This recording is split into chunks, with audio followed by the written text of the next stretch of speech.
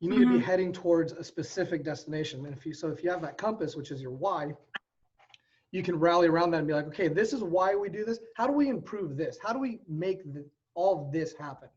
And then all your arrows are pointing in that direction, and you guys can focus on that. And then everybody's objective becomes maximizing the why, like the internal thing. Do you think it's, thank you for that. What I do, like, my helps me manage the business. He has his own job, but you know, when he can, he helps. And then our teachers to like hibachi, to restaurants, well, whenever that was, you know, before the pandemic. And we kind of, you know, we treat them to something, and, you know, also try to figure out like what should we improve, blah, blah, blah. And it feels like it's all great during the dinner and everything, you know, but then when we're back to working, it's kind of like the same thing again, you know? Because it's arbitrary. No, do that. But what you're doing now is because why it's not working is because of that disconnect. It's arbitrary. How can we improve? But you don't know where you're going, right? Because that why is not solidified.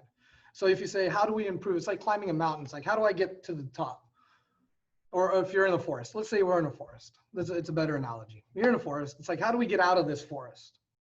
And if you're with some people and you could talk about like, how do we get out? Like, what's the best way to go? Like, we need to take more steps. We need to run.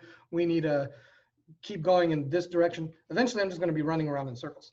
You need to be heading towards a specific destination. And if you have that compass, which is your why, you can rally around that and be like, okay, this is why we do this. How do we improve this? How do we make all of this happen? And then all your arrows are pointing in that direction, and you guys can focus on that. And then everybody's objective becomes maximizing the why, like the internal thing. And then everybody's sights are there and motivated and clear. Because a lot of like, how do we get more revenue in? It's like, oh, we could do this. But if those things don't align with your core values, they'll never happen. People get dismotivated. People don't follow. There's no accountability and all that. So if you know where you're headed, and you get them to, that's the second thing that I talk about in my book, is setting goals, which is a great illusion, which is why I structured it exactly like this. So the goals are your map. So you have your compass, where you're going to go, and then your goals are your map. And then you want to set checkpoints. So let's say, what's one of the things that you want to improve on? I guess like less late payments. I guess teachers project sometimes, you know, this thing where people can pay late, like, oh, that's totally cool, you know, like that's not, you know. Right. So that comes down to you. You can enforce that. I believe in like anything that comes to my own finances, I'm in charge of. Nobody else is in charge of my finances. I've seen that go really, really bad to some people that put their management of finances on other people. But anyways, so that's a good example. So that's your goal. You want to reduce late payments. So you want to set an end goal to that.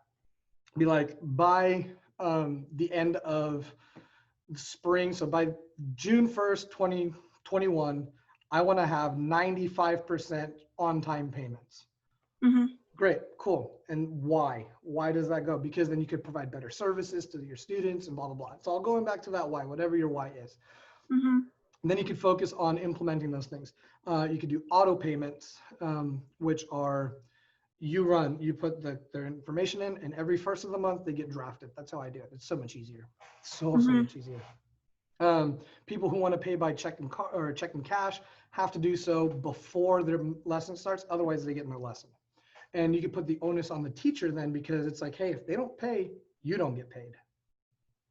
That's the worst thing. This is a worst thing, because, you know, they let them in. Sometimes parents drop off kids. They don't have the money with them. They drop off kids. Like, we can't, you know, the kid is there. It's easier to just give them a lesson and then get paid next week. But if that happens one time, then you say, hey, stay in here. I need to talk to your parents, or bring your parents out, or phone call, or something like that. Like, you can let that pass once. If it happens twice in a month, no.